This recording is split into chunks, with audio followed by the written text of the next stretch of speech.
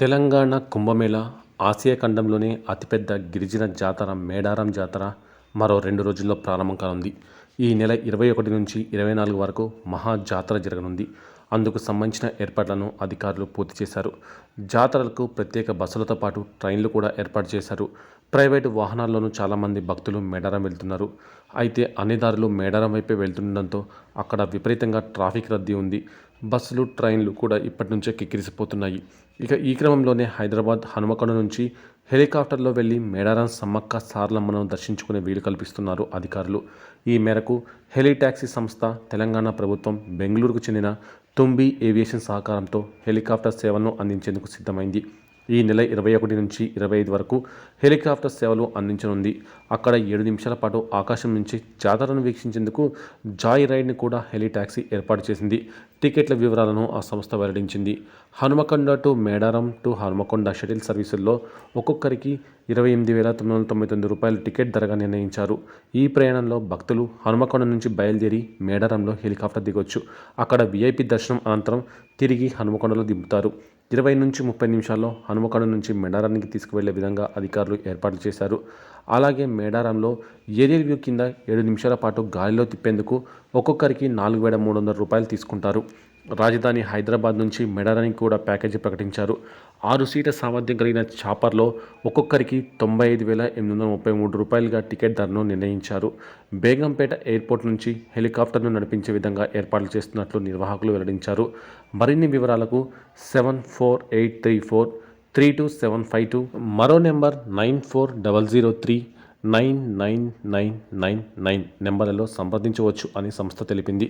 ఈ దక్షిణ భారతదేశ కుంభమేళాగా పేరొందిన ఈ మేడారం సమ్మక్క సారలమ్మ జాతరకు వెళ్లే భక్తుల కొరకు తెలంగాణ రాష్ట్ర రోడ్డు రవాణా సంస్థ ఆధ్వర్యంలో ప్రత్యేక బస్సులను కూడా అందుబాటులోకి తీసుకొచ్చారు.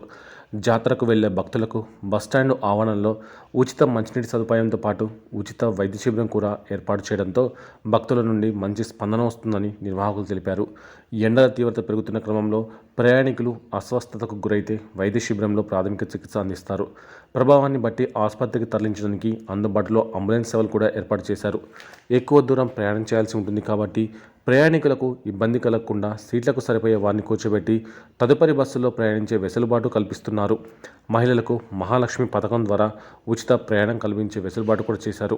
ఈసారి మేడారం భక్తులకు కొత్తగా ఏర్పాట్లు ఏంటంటే దారి వెంట సేద తీరేందుకు ములుగు జిల్లాలో 3 షెడ్లు నిర్మించారట. ఇంచెల్ల ఎర్రగట్టమ్మ దేవాలయం సమీపంలో చల్వాయి గ్రామంలో బుస్సాపూర్ గ్రామానికి వెళ్లే క్రాస్ రోడ్డు వద్ద, తాడ్వాయి నుంచి మేడారానికి వెళ్లే దారిలో తాడ్వాయి వద్ద ఇవి ఉన్నాయి.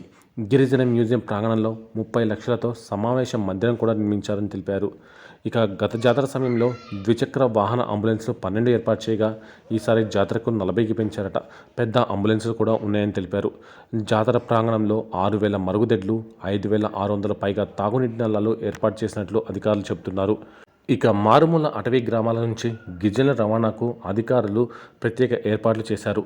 ఏటూరు నాగారం, కన్నాయిగూడెం, వాజేడు, వెంకటాపురం, మంగపేట, గోవిందరావుపేట, భూపాలపల్లి జిల్లా, మహదేవ్పూర్, మహాముత్తారం, పరిమళ తదితర ప్రాంతాల నుంచి వచ్చే అటవీ గ్రామాల ప్రజల సౌకర్యార్థం 75 లక్షల రూపాయలతో 24 ఎడ్లబండ దారులను మరమ్మతులు చేయించారు. దారు వెంట వారికి తాగునీటి చేతి పంపులు వేయించారు. కొండాయి, ఎలిశెట్టిపల్లి గ్రామాల వద్ద వాగులపై తాత్కాలిక ప్రాతిపదికన పైపు కలవట్లు నిర్మించారట.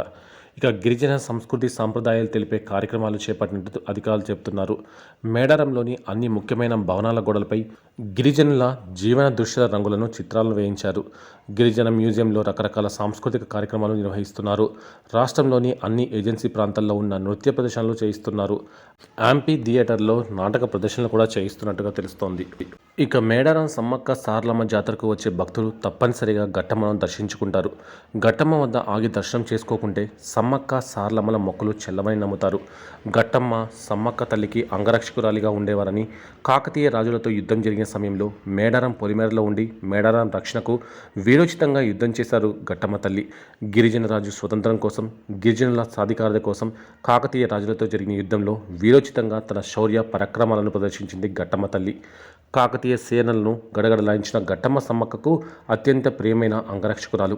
కాకతీయులతో యుద్ధం జరిగిన సమయంలో నవఘట్టములు మేడారం రాజ్యానికి కాపలా కాశారని, అయితే అందరిలోకి పెద్దమ్మ ములుగు సమీపంలో ఉన్న ఘట్టమ్మ తల్లి కావడంతో అందరికంటే ఆమెకే అత్యంత ప్రాధాన్యత దక్కిందని ఆదివాసీ నాయక్ పోడ్ పూజారులు చెప్తారు.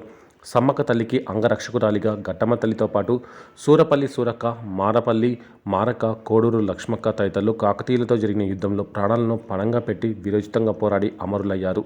కాకతీయ సేనలు మెడరంలో కాలు పెట్టాలంటే ముందు పొలిపేరలో ఉన్న ఘట్టమ్మ తల్లిని దాటిపోవాల్సిందే. కాకతీయ సేనలను ముప్పుతిప్పలు పెట్టి తన శౌర్య పరాక్రమాలను ప్రదర్శించిన ఘట్టమ్మ సమ్మక్క తల్లి కోసం తన ప్రాణాలను త్యాగం చేసిన త్యాగమూర్తి. ఘట్టమ్మ తన చివరి శ్వాస వరకు సమ్మక్క తల్లికి రక్షగా పనిచేసింది. అందుకే ఘట్టమ్మ తల్లికి ఇంతటి ప్రాశస్త్యం ఉంటుంది. నాడు సమ్మక్క కోసం అమరవీరులైన గిరిజనులను సైతం నేటికి పూజిస్తున్న సంస్కృతి ఆదివాసులది. ఈ క్రమంలోనే గేట్వే ఆఫ్ మేడారంగా చెప్పుకునే ఘట్టమ్మ తల్లి ఆలయం వద్ద విశేషంగా గిరిజన సంస్కృతి సంప్రదాయాలను పూజలు నిర్వహిస్తున్నారు. మంత్రాలు ఏమీ లేకుండా కేవలం బండారితో అమ్మవారికి పూజాధికారులు నిర్వహిస్తున్నారు. సమ్మక్కకు అత్యంత ప్రీతిపాత్రమైన తల్లి ఘట్టమ్మ తల్లి కావడంతో తొలి మొక్కులు ఆమెకే చెల్లించుకోవడం దశాబ్దాలుగా వస్తున్న ఆనవాయితీ. ఘట్టమ్మ దగ్గర ఆగకుండా తొలి మొక్కులు చెల్లించకుండా వెళ్ళిన వారికి సమ్మక్క సారలమ్మ దర్శన ఫలం లభించదని చెప్తారు. అందుకే సమ్మక్క సారలమ్మ జాతరకు వచ్చే కోట్లాది మంది భక్తులు ముందు ఘట్టమ్మ తల్లిని దర్శించుకున్న తర్వాతే అమ్మల చెంతకు వెళ్తారు.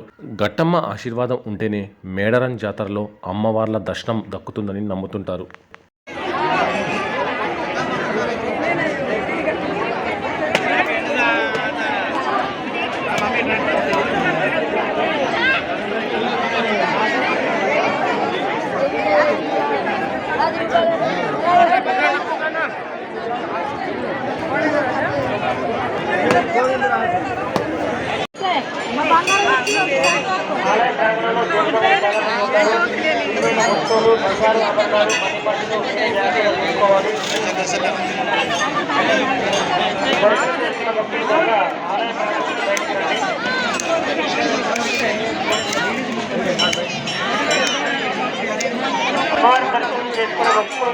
భక్తులందరూ కూడా మార్గంలో